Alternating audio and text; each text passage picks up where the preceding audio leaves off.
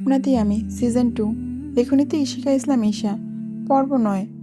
সময় এমন একটা জিনিস যা হাজার চাইলেও ফিরিয়ে আনা যায় না, আবার সময়কে ইচ্ছে মতো আগের করা যায় না। সময় তার মতো চলে, কারো কথায় আগায়ও না, পিছায়ও না। তবে জীবনের সঠিক সময় না আসলে কিছু কাজ অসম্পূর্ণ থেকে যায়, আবার সেই কাজ সম্পন্ন হয় ঠিক সময়ে। রাজমা চৌধুরী এবার ব্যর্থ। তার প্রতিদিনই সে একই নম্বরে কল করে, কিন্তু প্রতিবার ভেসে আসে মেইলি কণ্ঠস্বর, sorry the number is unreachable. 18 বারের মতো কল করে ফোনটা রেখে দিল নাজমা চৌধুরী।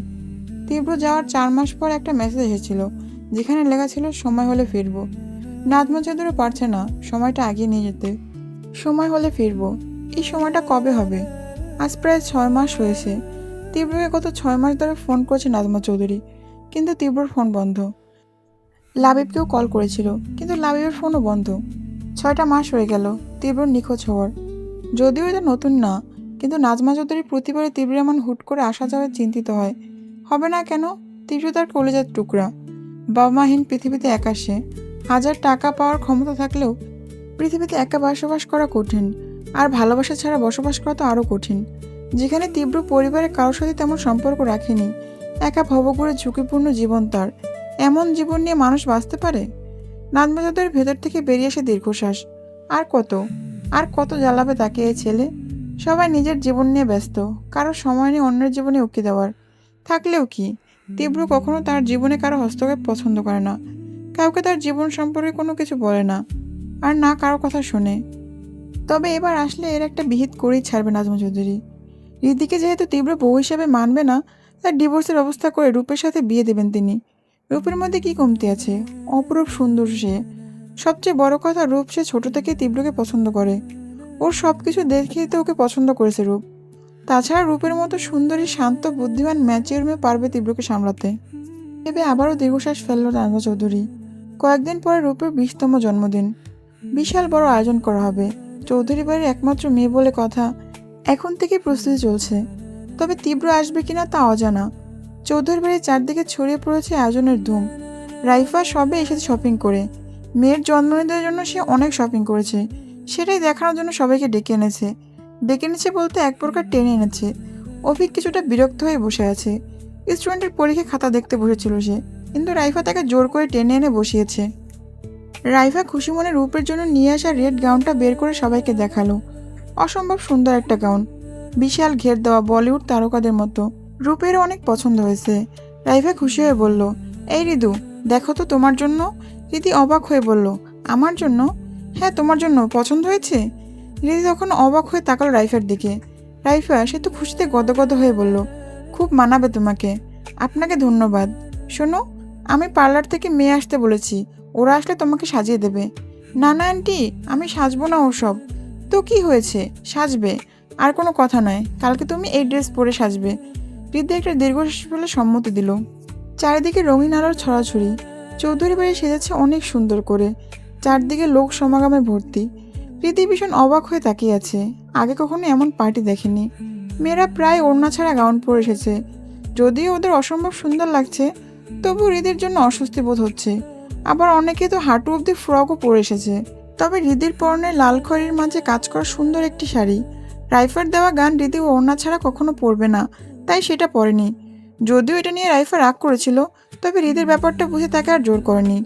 পরে হৃদি নাজমা চৌধুরীর দেওয়া শাড়িটা পরেছে। শাড়িটা হৃদির খুব পছন্দ হয়েছে, তাই আর মানা করেনি। তেমন কোনো সাজ না থাকলেও হালকা সাজে নিজেকে সাজিয়ে তুলেছে। যদিও তার সাজ বাকি সবার কাছে তুচ্ছ। মার্জিত শাড়ির সাথে খোপা করে সেখানে গুজেছে বেলি ফুল। তার সুগন্ধ মোহিত করছে। টানা টানা হরিণীর চোখে কাজল টানা, মুখে পার্লারে মেয়েদের দেওয়া হালকা প্রলেপ, হাত ভর্তি রেশমি চুড়ি। চুড়ি হৃদির খুব পছন্দের জিনিস, তাই হাত ভর্তি চুড়ি পরেছে। তবে সাজুগুজু করে বাইরে এসে এমন পার্টি থেকে সে তবদা খেয়ে গেছে। প্রায় ছেলেদের হাতে ড্রিঙ্কসের গ্লাস। তাছাড়া কয়েকটা লোকের তার প্রতি চাহনি হৃদির কাছে ভালো লাগেনি। কেমন যেন তাকে দেখছে, তাই কিছুটা অস্বস্তি নিয়ে কাচুমুচু হয়ে দাদের পিছু পিছু ঘুরঘুর করছে। এদিকে অভিক চরম বিরক্তি নিয়ে দাঁড়িয়ে কথা বলছে রিশা নামের সুন্দরী রমণীর সাথে। যদিও কথা বলতে ইচ্ছুক নয়, তবে সে ভদ্র মানুষ, তাই বিরক্ত হলেও বিরক্তিভাবটা প্রকাশ করতে পারছে না। জোরপূর্বক হাসি টেনে কথা বলতে হচ্ছে। মেয়েটা তার মায়ের লেডিস ক্লাবের রীতা আন্টির মেয়ে, যাকে তার মা ছেলের বউ হিসেবে ঠিক করে রেখেছে। যদিও রিশার অভিকের মাঝে কোনো ইন্টারেস্ট নেই, তবে চৌধুরী বাবির বউ হওয়ার চান্স মিস করা চায় না, তাই অভিকের পটানোর চেষ্টা করছে। অভিক কথার মাঝে নজর যায় মিলনের দিকে। মিলন, মেঘ আর তাদের বাবা মা এসেছে। অভিক ভদ্রতার সহিত বলল, রিশা, ডোন্ট মাইন্ড, আমার গেস্ট এসেছে, সো এক্সকিউজ মি। রিশা না চাইতেও যেতে দিল। অভিক ছাড় পেয়ে যেন হাঁপ ছেড়ে বাঁচল। আশেপাশে তাকিয়ে হৃদিকে কোথাও দেখলো না। রূপের কাছে আছে ভেবে মিলনদের দিকে এগিয়ে গেল। তাদের সাথে কুশল বিনিময়ের মাঝেই অ্যানাউন্স হলো রূপের আসার। একদিকে লাইট হয়ে ফোকাস লাইট গিয়ে পড়লো রূপের উপরে। লাল টুকটুকে গান পরিত রূপকে দেখে সবাই তবদা খেয়ে তাকালো। রূপ এমনিতেই সুন্দর, তবে সাজে আর গাউনে কোনো রাজকন্যার থেকে কম লাগছে না। রূপের এক পাশে আরফিন আর আরেক পাশে রাইফা। রাইফাকেও বেশ সুন্দর লাগছে। রূপ মা বাবার হাত ধরে সিঁড়ি বেয়ে নামছে। সে যেন সত্যি কোনো বাবা মায়ের আদরের রাজকন্যা, ঠিক যেমন রূপকথার গল্পে থাকে তেমন। সবার চোখ যখন সুন্দর রাজকন্যার দিকে, দিদি চেয়ে দেখলো বাবা মায়ের ভালোবাসা। আরফিন মেয়ের গাউন ধরে নিচে নামাচ্ছে, যেন রূপের পা গাউনে বেঁধে না যায়। আজকে মনে হচ্ছে রূপ আসলে রাজকন্যা। কি নেই তার কাছে?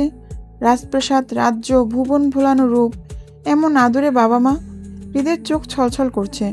বাবার ভালোবাসা তার কপালে নেই, মা তো অনেক আগেই ছেড়ে গেছে। ভাগ্য জুড়েছে এই চৌধুরী বাড়িতে, তবে আশ্রিতা হিসাবে। যদিও এসবে তার আফসোস নেই, তবে ভেতরটা পুড়ে বাবার থেকেও তার ভালোবাসা না পাওয়ায়। মনে পড়ে মা মারা যাওয়ার পর চোখের সামনে নিজের সৎবোনের বাবার কাছে কত আবদার, ইচ্ছা পূরণ, কিন্তু তার বেলায়। দিদি দীর্ঘশ্বাস ফেলে নিজেকে সামলে নিল। যা নেই তা নিয়ে আফসোস না করাই ভালো। চারদিকে আলো জ্বলতে হৃদি নিজেকে স্বাভাবিক করে এগিয়ে গেল। তবে হৃদি রূপের আশেপাশেও যেতে পারল না। রূপের ফ্রেন্ড আর কাজিন সবাই প্রায় ঘিরে রেখেছে তাকে। হুট করে হৃদির হাত টেনে নিয়ে কিছু দূরে এলো মেঘ। মেঘকে দেখে হৃদি অবাক হয়ে বলল, তুই? মেঘ বিরক্ত হয়ে বলল, এমনি চেঁচাস কেন? মানে তুই এখানে? তুই হয়তো ভুলে গেছিস, অভিক স্যার আমার ভাইয়ের ল্যাংটা কালের বন্ধু, তাই দাওয়াত দিয়েছে। তবে তোকে আর চেনা যাচ্ছে না। মাশাল্লাহ, কি সুন্দর মায়াবতী রে তুই। হয়েছে হয়েছে, আপনার বান্ধবীর তারিফ করার জন্য আপনাকে কোনো ঘুষ দেওয়া হবে না। হৃদির কথায় মেঘ ফিক করে হেসে ফেলল। সত্যি, আজ তোকে খুব সুন্দর লাগছে। আজ প্রেমে পড়ে মানুষ দেওয়ানা হয়ে যাবে তো। হৃদি হেসে উঠল।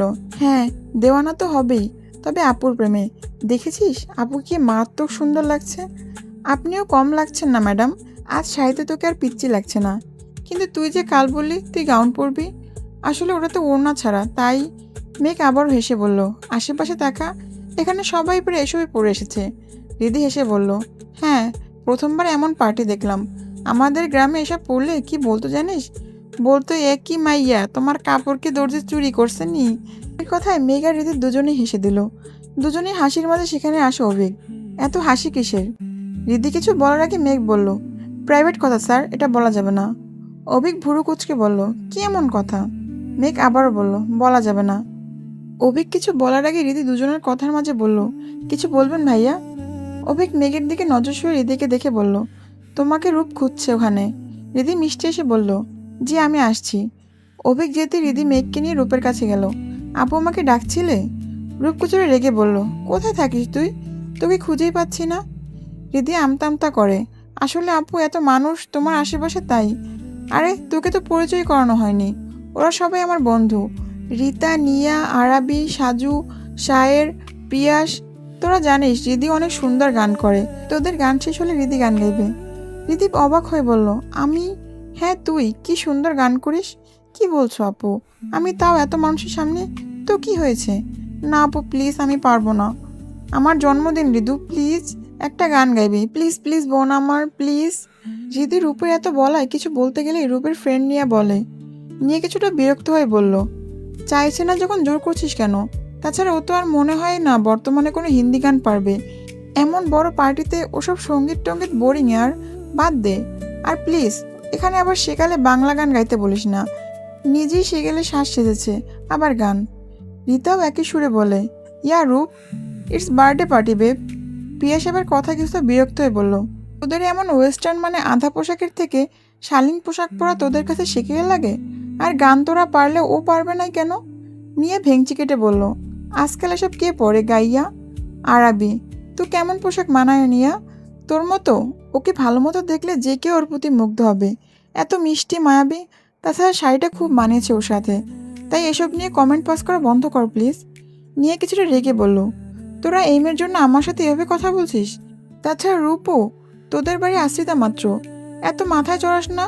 না হয় এমন কোনো কোপ বসাবে। রূপ শক্ত গলায় বলল, স্টপ নিয়া, প্লিজ স্টপ। রিদি আমার বোন, কোনো আশ্রিতা নয়। রিয়া বললে তো আর সত্যি মিথ্যে হয়ে যাবে না রূপ? এক্স্যাক্টলি, কারোর সাথে কিছু বলা না বলা সত্যি মিথ্যে হয়ে যাবে না। আশ্রিতা তো কোনো পরিচয় ছাড়া থাকে। ঋতুর বিশেষ পরিচয় আছে, যা শুনলে পায়ের নিচে মাটি সরে যাবে। তাই কথা আপনাদের একটু ভেবেচিন্তে বলা উচিত আপু। আর ওর পোশাক মার্জিত পোশাক, আপনাদের মতো খোলামেলা নয়। জানেন তো, কোথায় যেন শুনেছিলাম খোলা জিনিসের মাছি ভিন ভিন করে, হয়তো হাগুমুতুও করে। সেসব আবার স্বাস্থ্যের জন্য ক্ষতিকর হয়। আর ঢাকা জিনিস থাক আর বললাম না, বুদ্ধিমানদের জন্য ইশারাই যথেষ্ট। মেঘ রাগে তাচ্ছিল্য করে কথাগুলো বলল, থামলো। এরপর হৃদের উদ্দেশ্যে বলল, তুই গান গাইবি, আরও কিছু বলা না বলায় তুই কেন থেমে থাকবি? তাছাড়া যার জন্মদিন সে তোকে এত রিকোয়েস্ট করছে, তোর গান গাওয়া উচিত। আলতু ফালতু কথায় মুড নষ্ট করিস না। রূপাপু কিছু মনে না করলে আমার হৃদের সাথে একটু কথা আছে। Excuse me please. নিজের কথা শেষ করে কাউকে কিছু বলার সুযোগ না দিয়ে হৃদিকে টেনে আনলো স্টেজ থেকে। রাগে মেঘ হিস করছে। পারলে এখনই চুল টেনে ছিঁড়ে ফেলতো। কত বড় সাহস, তার বান্ধবীকে বাজে কথা শোনায়। একে আবার দীপিকা পাড়ুকোন ভাবে নাকি? লোমড়ির মতো চেহারা, তার নাম আবার পেয়ারা। যত সব ফালতু। হৃদি মেঘের রাগ দেখে দীর্ঘশ্বাস ফেললো। তার খারাপ লাগলো, নিজের রূপ নিয়ে এমন কথা শুনতে শুনতে সে অভ্যস্ত, তাই এদের কথা বিশেষ কোনোভাবে গায়ে মাখায়নি। তবে মেঘের রাগ, বাবা রে, এই মেয়ের যে রাগ! নিজে বললে কাউকে সুযোগই দেয় না। তবে হৃদি মেঘের আর কিছু বলল না। বললেই এবার তার রাগ বাড়বে। এতদিন মেঘের সব জানা হয়ে গেছে, তাই আপাতত মেঘের রাগ কমা অবধি চুপচাপ থাকলো। কিছুক্ষণের মধ্যে স্টেজে নিয়ে গান শুরু করলো। আধু পোশাক পরিত নিয়ে মাইক নিয়ে ডিজে গান বাজাতে লাগলো। ব্রেকআপ সং, কার দিয়ে দিল কি ফিলিং স্ট্রং।